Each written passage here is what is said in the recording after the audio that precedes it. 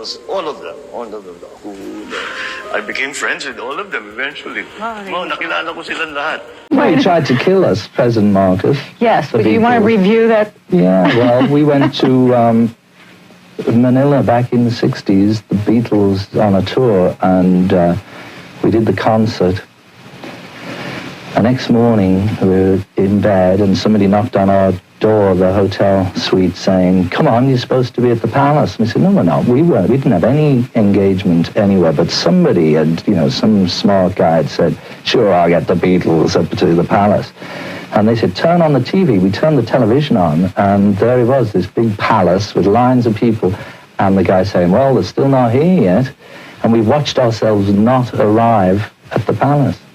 In 1966, the Beatles were at the peak of Beatlemania. As part of their world tour, they scheduled a stop in Manila, Philippines, then under the rule of President Ferdinand Marcos and First Lady Imelda Marcos. Airplane arrival in Manila, July 3, 1966. The band landed in the Philippines expecting the usual chaos of fans and press. Instead, it was a bit more tense. Security was tight, and there was a strange political undercurrent. Unbeknownst to the band, the Marcos regime had planned a high-profile visit. The Beatles were expected to attend a luncheon at the presidential palace with Imelda Marcos and her children, but prohibited the no-show at Malacanang Palace. The Beatles and their manager Brian Epstein declined the invitation. Why? A mix of miscommunication and principle. Epstein had a strict policy. No political appearances. The invitation was never formally accepted or scheduled. It was just assumed they would go. So the band did not show up. Iniimbita sila sa Malacanang. Although sabi ni John Lennon at that time, joke lang naman daw yun na sinabi niya, we do not accept invitations because we're bigger than Jesus Christ. The next day, pinalayas sila. Check out, pero chika lang pala yun.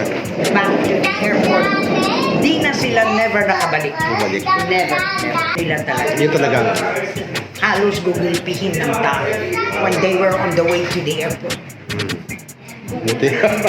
Napakabastos. That's why right after that show, pinire out nila yung manager.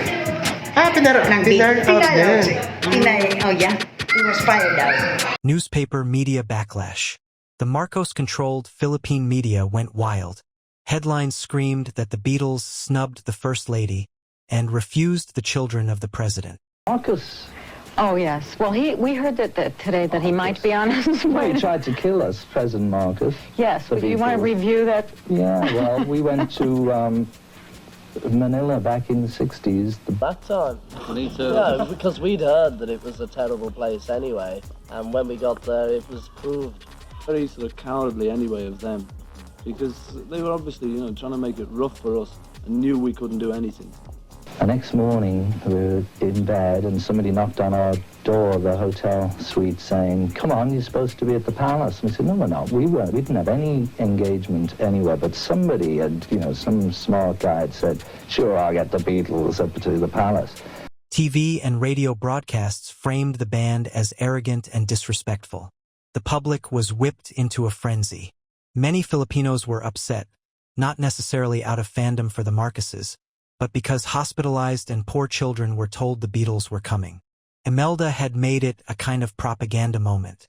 And so consequently, he set the mob on us and tried to beat us up, which they did. They beat up a lot of people with us and wouldn't let the airplane leave Manila until Epstein, our manager, had to get off the plane and give back the money we earned at the concert. Face screaming in fear, chaos, and escape. After that, things got scary. Their security detail vanished. Airport officials, customs, and hotel staff turned hostile. The band and their entourage were shoved, kicked, and threatened on their way out. and were very frightened. Well, how frightened were you, George? Terrified, I'd say. Yeah, it was very bad that there was about 5 sort of real big, sort of funny-looking fellas with guns and all the rest of the gear. Who did all the kicking? Yeah, and, they just had arranged, it was so obvious they'd arranged to give us the worst time possible, you know, before we arrived at the airport. Epstein had to personally apologize on national TV just to get out safely. The Beatles finally left Manila on July 5th, shaken and bruised.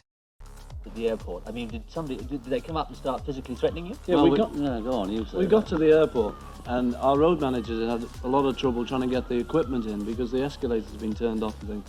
So we got there and we got put into the transit lounge, and then we got pushed around from one corner of the lounge to another. You know. You treat like ordinary passenger. Ordinary passenger, they were saying. Because an ordinary passenger, he doesn't get kicked, does he? Both literally and metaphorically. Microphone aftermath. Did you get kicked?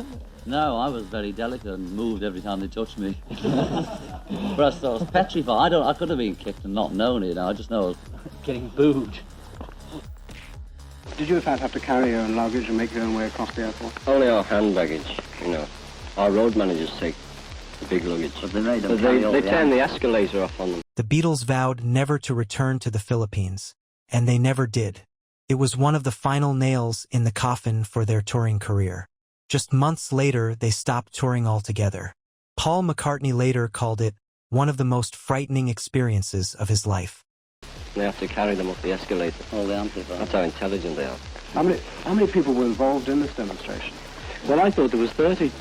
I've been telling everyone 30, and George said there was 5. There was about 6 fellas that were sort of like a little army to beat us up, and there was about another 10 at the back of the crowd of ordinary people going boo, boo. Go to hell, And yeah. you look around to see who's going, there's just little kids sort of smiling, about 18 and all these sort of fellas at the back like Gestapo. John, what exactly happened at Manila Airport? We got kicked and pushed about by some monkeys, and were very frightened. Well, how frightened were you, George? Terrified. Final thoughts, post-tour reflections. The Philippines trip was a major turning point. It was part of a brutal final year of touring, which also included the more popular than Jesus controversy in the US. By the end of 1966, the Beatles quit touring completely, choosing to focus on studio work instead, leading into Sgt. Pepper and beyond. Clapperboard later references. In the anthology documentary, the band looks visibly disturbed even just recalling it. We just wanted to get out. We were all praying the plane would take off. McCartney. Would you play the Philippines again? Don't land there, no plane's going to go through there with me on. Don't even fly over it.